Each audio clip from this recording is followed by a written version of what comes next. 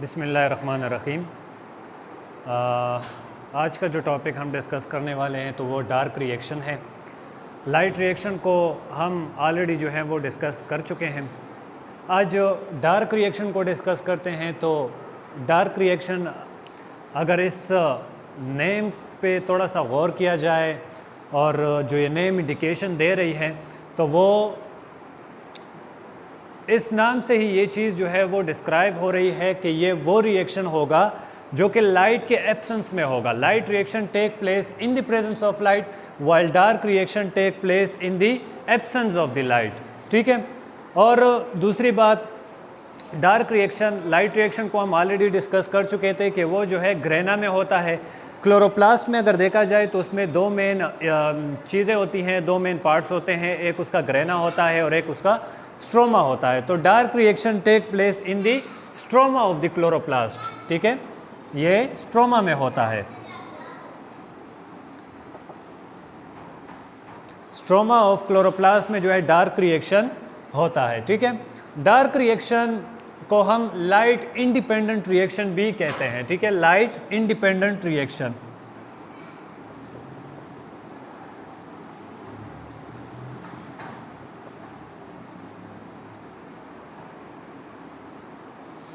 Light independent reaction. दूसरी जो अहम चीज़ इसमें समझने की ज़रूरत है वो ये है कि स्ट्रोमा में जब डार्क रिएक्शन होता है, ठीक है, तो लाइट रिएक्शन में हमने देखा था तो उसमें जो मेन इवेंट्स हुए थे उसमें एक ऑक्सीजन रिलीज़ हुआ था, जो कि हमने कहा था कि ये वही एटमॉस्फेरिक ऑक्सीजन है जो कि प्लांट जो है रिलीज़ करता है। ठीक है।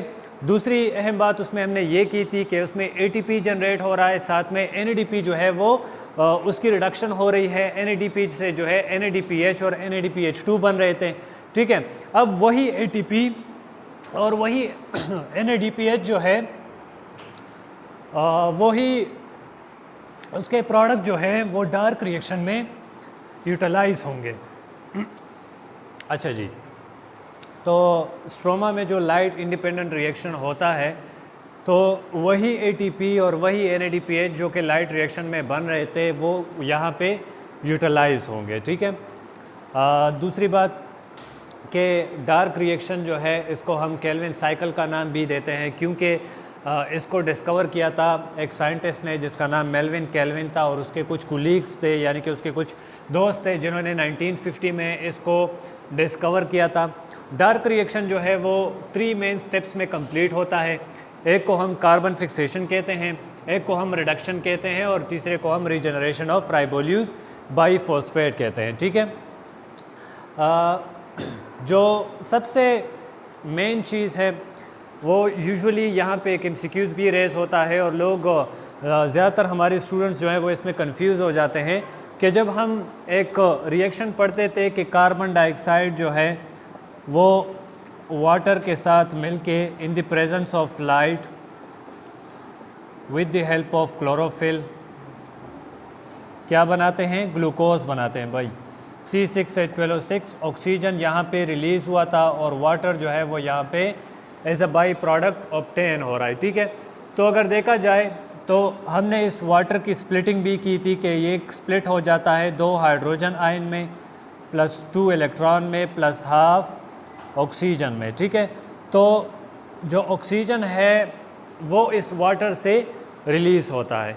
अब यहाँ पे अगर देखा जाए तो C6H12O6 में जो ऑक्सीजन प्रेजेंट है तो यहाँ पे क्वेश्चन ये रेस होता है कि जो कार्बन है और जो ऑक्सीजन है वो कहाँ से आता है। ठीक है। तो ये वाला ऑक्सीजन जो है ये बेसिकली कार्बन डाइऑक्साइड से आता है। ठीक है।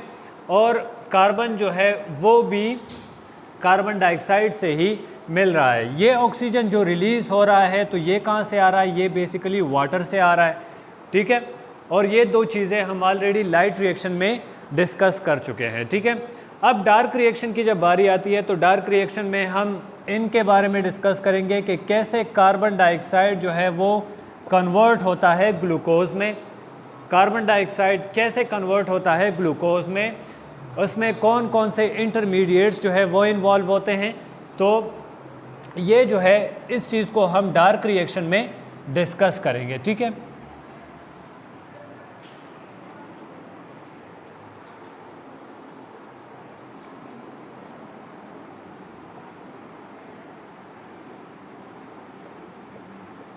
ओके जी, तो कार्बन फिक्सेशन के बारे में आते हैं। तो carbon fixation as the name indicate कि इसमें बेसिकली कार्बन डाइऑक्साइड जो है वो कन्वर्ट होता है ग्लूकोज में C6H12O6। ठीक है, कैसे होता है, इसमें कौन कौन से इंटरमीडिएट्स इन्वॉल्व होते हैं, तो इसमें हम पढ़ते हैं इंशाल्लाह।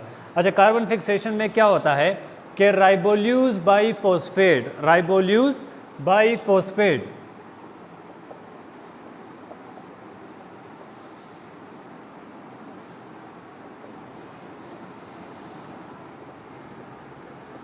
राइबोल्यूज जो है ये बेसिकली हमारे पास 5 कार्बन कंपाउंड है,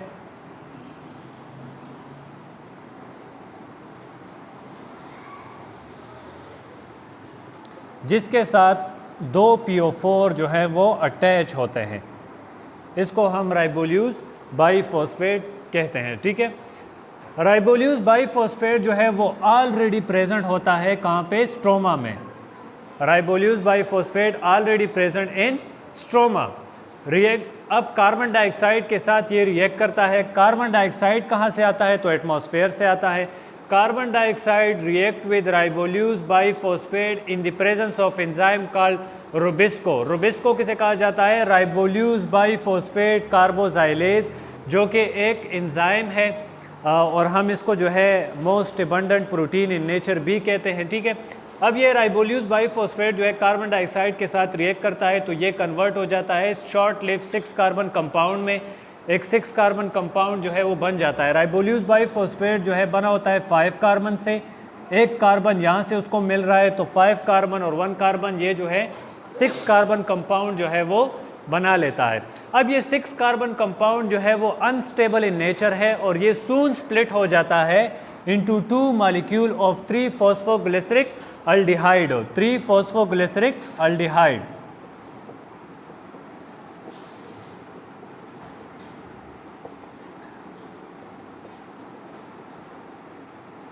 अच्छा, 3 फॉस्फोग्लिसरिक अल्डिहाइड।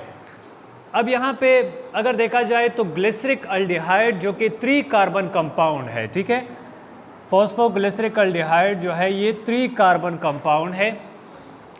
अच्छा, इसके साथ ये 3 क्यों आया है, तो हमने कहा कि फॉस्फोग्लिसरिक अल्डिहाइड यानी कि ग्लिसरिक अल्डिहाइड है, उसके साथ एक फॉस्फेट अटैच है, इस वजह से इसको फॉस्फोग्लिसरिक अल्डिहाइड कहते हैं। ठीक है, अब ये फॉस्फेट बॉन्ड जो इसके साथ अटैच है तो ये बेसिकली कौन से कार्बन के साथ अटैच है, कौन से कार्बन नंबर पे ये फॉस्फेट अटैच है, तो ये बेसिकली कार्बन नंबर 3 पे अटैच है। इस वजह से इसको 3 फॉस्फोग्लिसरिक अल्डिहाइड का नाम दिया जाता है। तो ये 6 कार्बन कंपाउंड जो है ये सून स्प्लिट हो जाता है into 2 molecules of 3 phosphoglyceric aldehyde.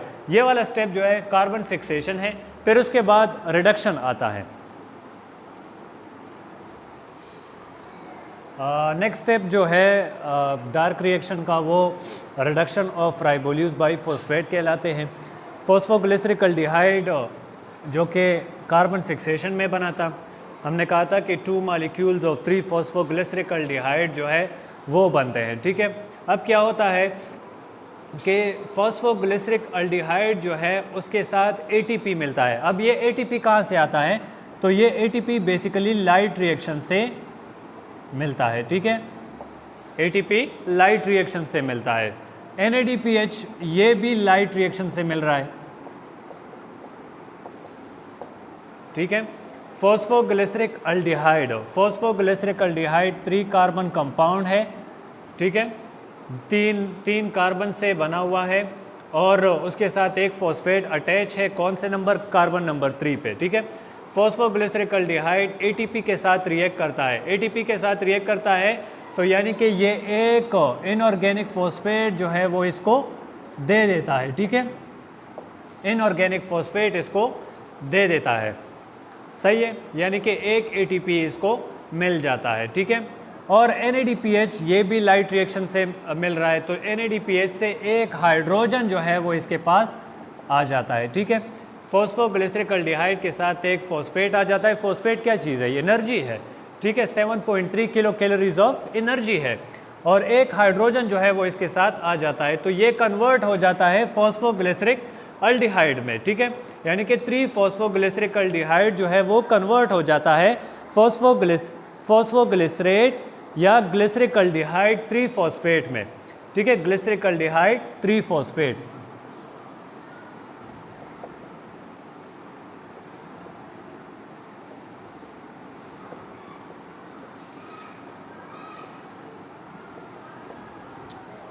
ग्लिसरिकल्डिहाइड 3-फॉस्फेट में ये कन्वर्ट हो जाता है और ADP और NADP वापस लाइट रिएक्शन में एंटर हो जाते हैं, जो कि दोबारा उससे NADPH और ATP जो है वो बनता है, ठीक है। और फाइनल स्टेप जो है वो रीजनरेशन ऑफ राइबोल्यूस बाइफॉस्फेट कहलाता है, ठीक है। राइबोल्यूस बाइफॉस्फेट जैसा कि हम जानते हैं कि कार्बन फिक्सेशन में सबसे पहले स्टेप में राइबोल्यूस बाइफॉस्फेट जो है वो कार्बन डाइऑक्साइड के साथ रिएक्ट करता है, ठीक है। तो राइबोल्यूस बाइफॉस्फेट जो है वो स्ट्रोमा में मौजूद है, तो अब वो राइबोल्यूस बाइफॉस्फेट जो यूटिलाइज हो गया है तो वो दोबारा भी उसको बनना है ताकि साइकिल को रिपीट कर सके, ठीक है।